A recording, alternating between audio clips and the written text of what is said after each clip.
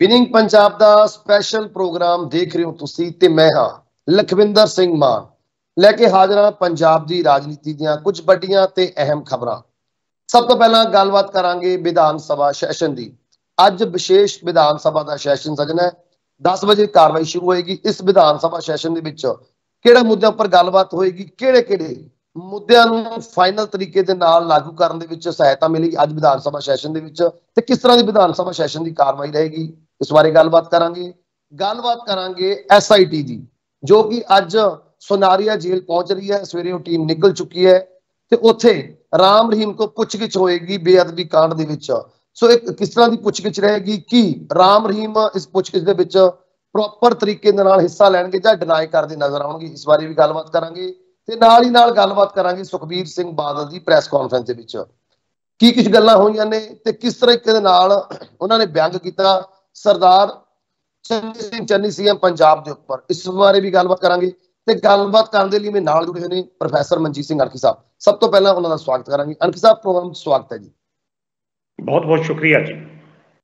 Sir, ਜਿਹਨੇ ਮੈਂ ਖਬਰਾਂ ਬੋਲੀਆਂ ਨੇ, ਖਬਰਾਂ ਸਾਰੀਆਂ ਅਹਿਮ ਨੇ, ਲੇਕਿਨ ਸਭ ਤੋਂ ਪਹਿਲਾਂ ਆਪਾਂ ਗੱਲ ਕਰੀਏ ਰਾਮ ਰਹੀਮ ਦੀ, ਕਿਉਂਕਿ ਅੱਜ ਵੱਡਾ ਦਿਨ ਪੰਜਾਬ ਦੇ ਵਿੱਚ ਹੈ, ਜਿੱਥੇ ਇੱਕ ਪਾਸੇ ਰਾਮ ਰਹੀਮ ਤੋਂ SIT ਸੁਨਾਰੀਆ ਜੇਲ੍ਹ ਦੇ ਵਿੱਚ ਪੁੱਛਗਿੱਛ ਕਰੇਗੀ, ਉੱਥੇ ਹੀ ਅੱਜ ਵਿਧਾਨ ਸਭਾ ਦਾ ਸੈਸ਼ਨ ਸ਼ੁਰੂ ਹੋਏਗਾ। ਇੱਕ ਦਿਨ ਦਾ ਸੈਸ਼ਨ ਇਹ ਹੋਵੇਗਾ।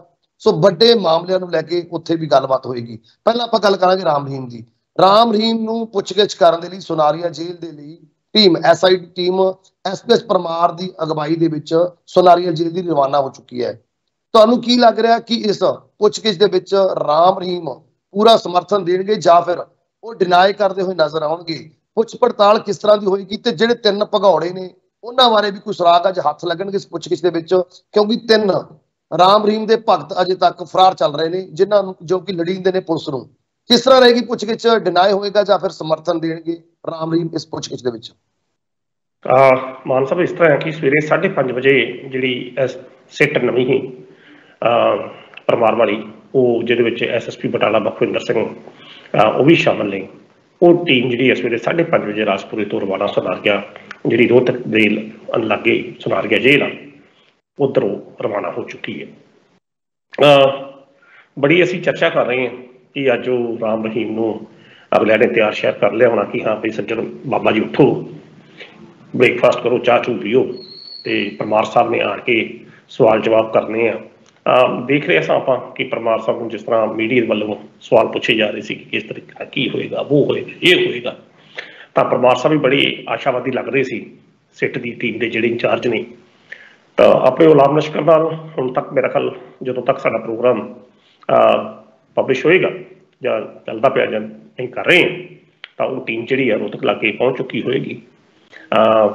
ਬੜੇ ਲੋਕਾਂ ਨੂੰ ਆਸ ਆ ਕਿ ਅੱਜ ਬਾਬਾ ਜੀ ਜਾਂਦਿਆਂ ਤਿਆਰ ਹੋ ਕੇ ਬੈਠੇ ਹੋਣਗੇ, ਪਿਤਾ ਜੀ ਸ਼ਾਇਦ ਮਾਫੀ ਵੀ ਦੇ ਦੇਣ। ਪਰ ਮਾਨ ਸਾਹਿਬ, ਮੈਨੂੰ ਪਤਾ ਨਹੀਂ ਕਿਉਂ ਲੱਗਦਾ ਕਿ ਦਿੱਲੀ ਅਜੇ ਦੂਰ ਆ, ਕਿਉਂਕਿ ਠੀਕ ਆ ਪਹਿਲੀ ਵਾਰੀ ਇਸ ਸਿੱਟ ਦੇ ਜਿਸ ਤਰ੍ਹਾਂ ਪਰਮਾਰ ਸਾਹਿਬ ਨੇ ਸਵੇਰੇ ਬਿਆਨ ਦਿੱਤਾ ਕਿ ਲੈਜਿਸਲੇਟਰ ਵਿੱਚ ਇਹਦੇ ਇਨਵਾਲਵ ਹੋ ਰਹੀ ਹੈ ਪਹਿਲੀ ਵਾਰ, ਤਾਂ ਉਹ ਜਰਾ ਨੇ ਅਦਾਲਤ ਦੇ ਹੁਕਮਾਂ ਦੇ ਨਾਲ ਬਿਲਕੁਲ ਕੋਈ ਕਾਨੂੰਨੀ ਅੜਚਨ ਨਹੀਂ ਹੈ ਤਾਂ ਉਹਨਾਂ ਨੂੰ ਮਿਲਣ ਦੀ। ਪਰ ਜਦੋਂ ਉਹਨਾਂ ਨੇ ਰਾਜਪੁਰਾ ਬਾਰਡਰ ਟੱਪ ਕੇ ਅੰਬਾਲੇ 'ਚ ਜਾਂ ਅਸੀਂ ਕਹਿ ਸਕਦੇ ਹਰਿਆਣੇ 'ਚ ਦਾਖਲ ਹੋਣਾ, ਤਾਂ ਫਿਰ ਉਹਨਾਂ ਦੀਆਂ ਸ਼ਕਤੀਆਂ ਪੰਜਾਬ ਪੁਲਿਸ ਦੀਆਂ ਖਤਮ ਹੋ ਜਾਂਦੀਆਂ, ਸਿੱਟ ਦੀਆਂ ਸ਼ਕਤੀਆਂ ਖਤਮ ਹੋ ਜਾਂਦੀਆਂ।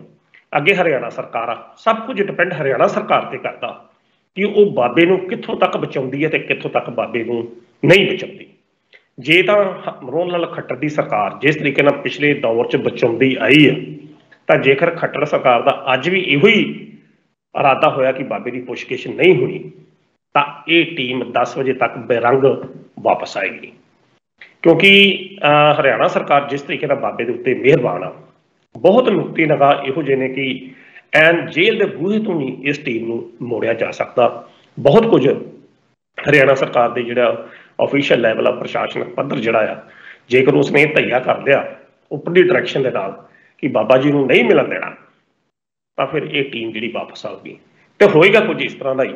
ਤੇ ਜੇਕਰ ਇਸ ਤਰ੍ਹਾਂ ਦਾ ਨਹੀਂ ਹੁੰਦਾ ਤਾਂ ਫਿਰ ਤੁਸੀਂ ਵਾਕਿਆ ਕਹਿ ਸਕਦੇ ਕਿ ਪੰਜਾਬ ਦੇ ਵਾਸਤੇ ਇੱਕ ਬੜਾ ਵੱਡਾ ਦਿਨ ਆ, ਕਿਉਂਕਿ ਇਹ ਗੁਰੂ ਗ੍ਰੰਥ ਸਾਹਿਬ ਦੀ ਜਿਹੜੀ ਬੇਅਦਬੀ ਹੋਈ ਉਹਦੇ ਵਿੱਚ ਜਿਸ ਤਰੀਕੇ ਨਾਲ ਉਹਦਾ ਸਿੱਧਾ ਨਾਮ ਲੱਗਦਾ, ਤੇ ਅੱਜ ਤੱਕ ਉਹਦੀ ਪੁੱਛਗਿੱਛ ਇਸ ਮੁੱਦੇ ਤੇ ਹੋਈ ਨਹੀਂ।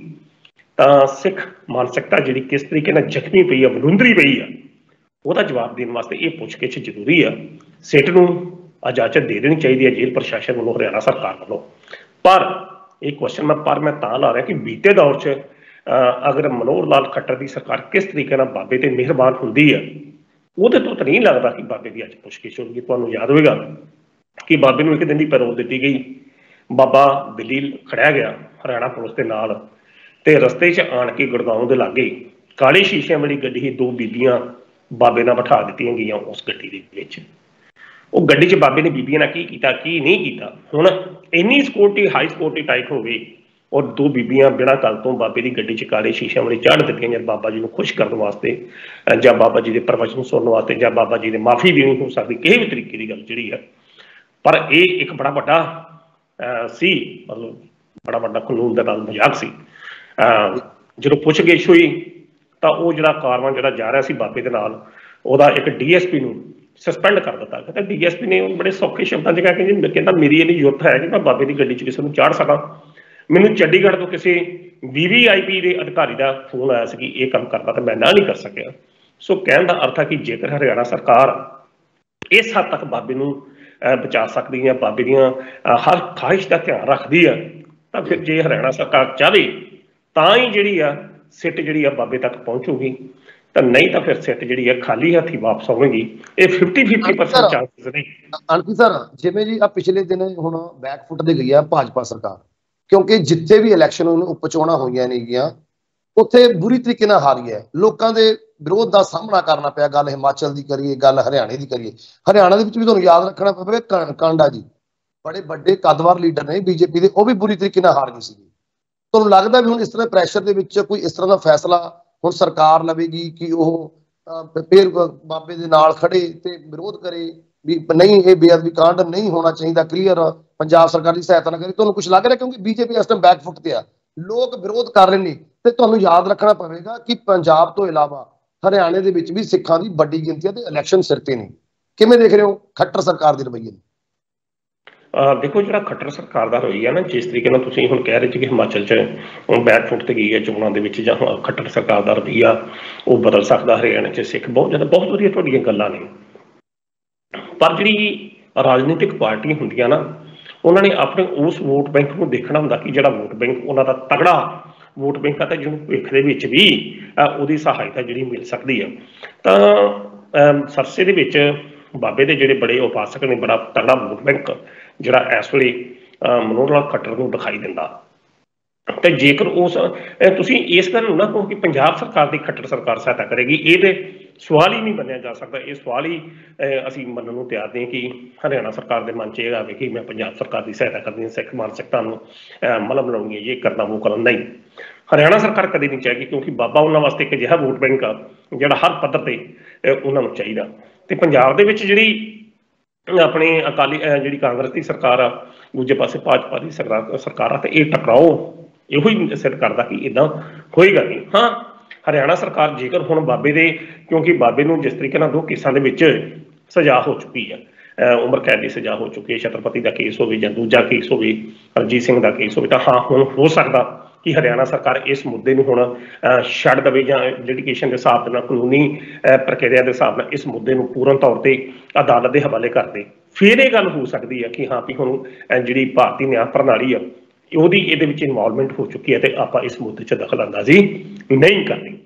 ਤਾਂ ਇਹ ਹੋ ਸਕਦਾ ਕਿ ਖੱਟਰ ਸਰਕਾਰ ਇਸ ਜਿਹੜੀ ਸਿੱਟ ਗਈ ਹੈ ਪਰਮਾਰ ਵਾਲੀ, ਇਸ ਨੂੰ ਇਜਾਜ਼ਤ ਦੇਵੇ, ਉਹ ਪੁੱਛਗਿੱਛ ਕਰੇ।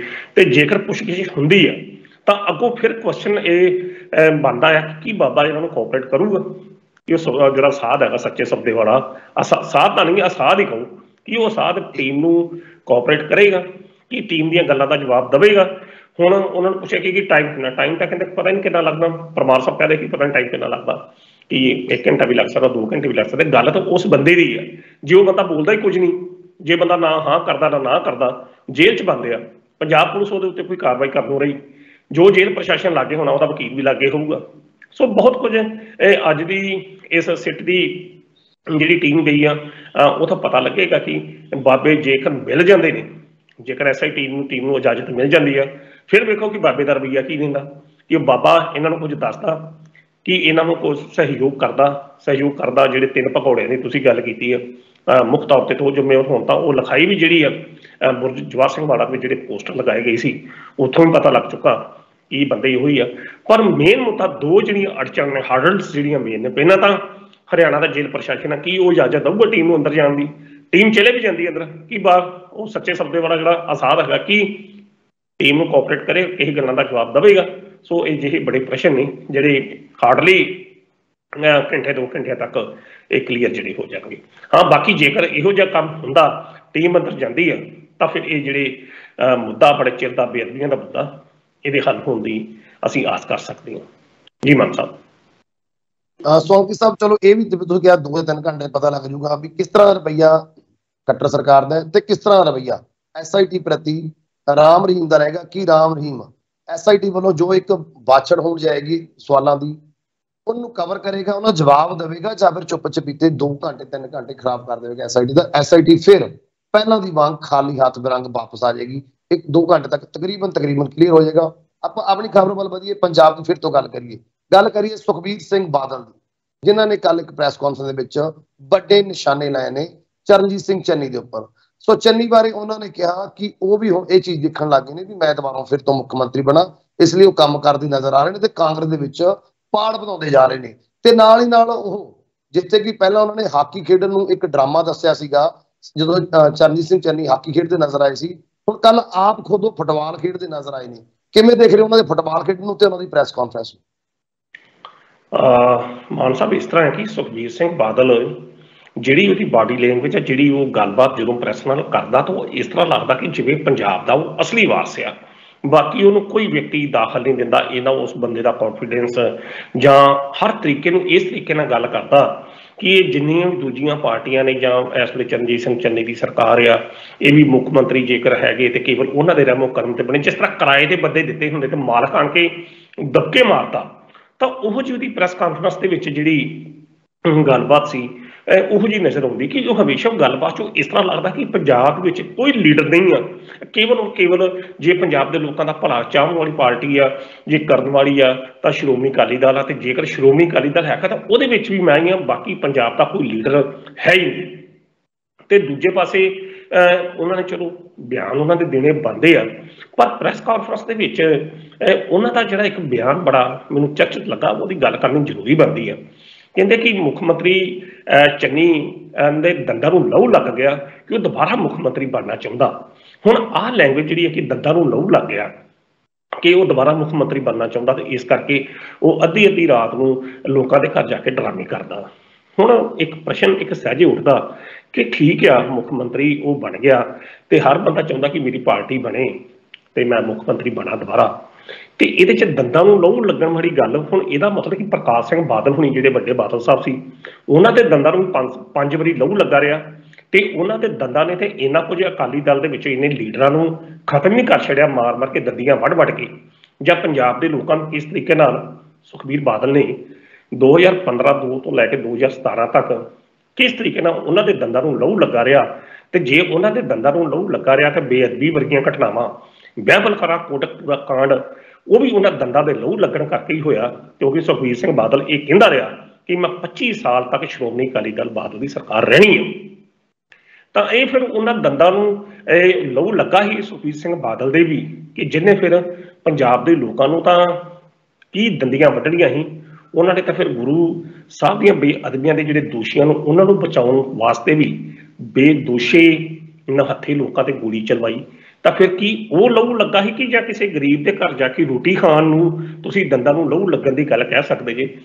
ਵਾਕਈ ਸੁਖਬੀਰ ਸਿੰਘ ਬਾਦਲ ਵੱਲੋਂ ਲੋਕ ਠੀਕ ਕਹਿੰਦੇ ਕਿ ਉਹਨੂੰ ਪਤਾ ਨਹੀਂ ਲੱਗਦਾ ਕਿ ਇਸ ਵਕਤ ਉਹਨੇ ਕੀ ਬੋਲ ਦੇਣਾ।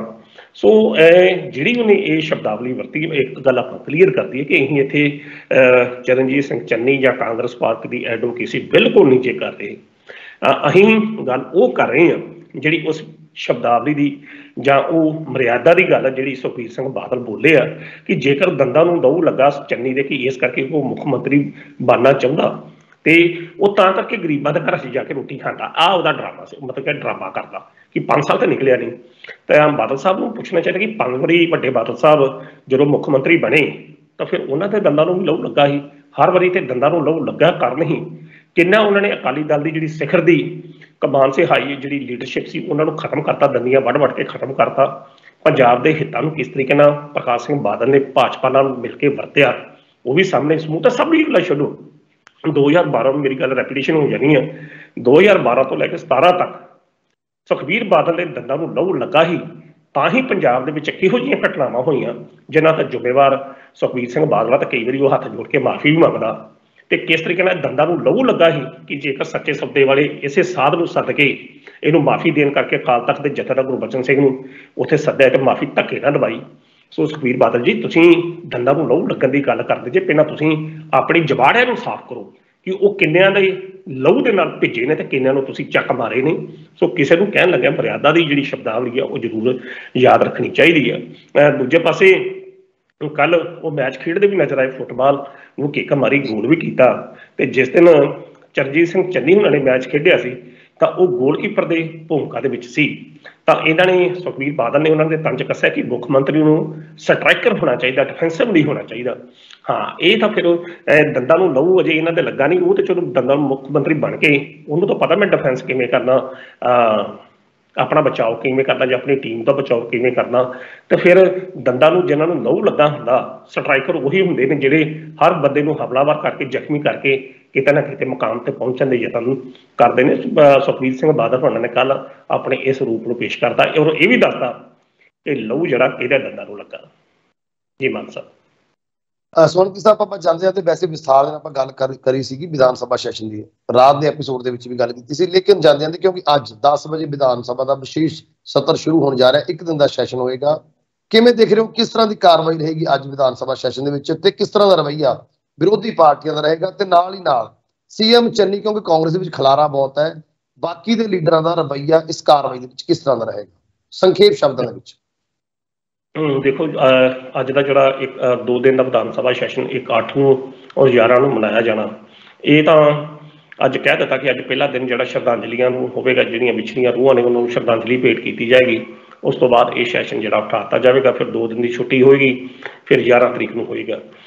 ਪਰ ਇਸ ਪਹਿਲਾਂ 1 ਦਿਨ ਦਾ ਸੈਸ਼ਨ ਸੀ, ਫਿਰ ਚਾਣਚੱਕ ਇਸ ਨੂੰ 2 ਦਿਨ ਕਰ ਦੇਣਾ, ਇਹ ਵਿਰੋਧੀ ਪਾਰਟੀਆਂ ਦੇ ਨਿਸ਼ਾਨੇ ਤੇ ਆ ਗਿਆ। ਆਮ ਆਦਮੀ ਪਾਰਟੀ ਹਰਪਾਲ ਸਿੰਘ ਚੀਮਾ ਕਹਿ ਰਹੇ ਨੇ ਕਿ ਕੈਪਟਨ ਅਮਰਿੰਦਰ ਸਿੰਘ ਹੋਣੀ ਕਹਿੰਦੇ ਹੁੰਦੇ ਕਿ ਜੇਕਰ 1 ਦਿਨ ਦਾ ਸੈਸ਼ਨ ਬੁਲਾਇਆ ਜਾਵੇ ਤਾਂ 70 ਲੱਖ ਦੇ ਕਰੀਬ ਖਰਚਾ ਆਉਂਦਾ।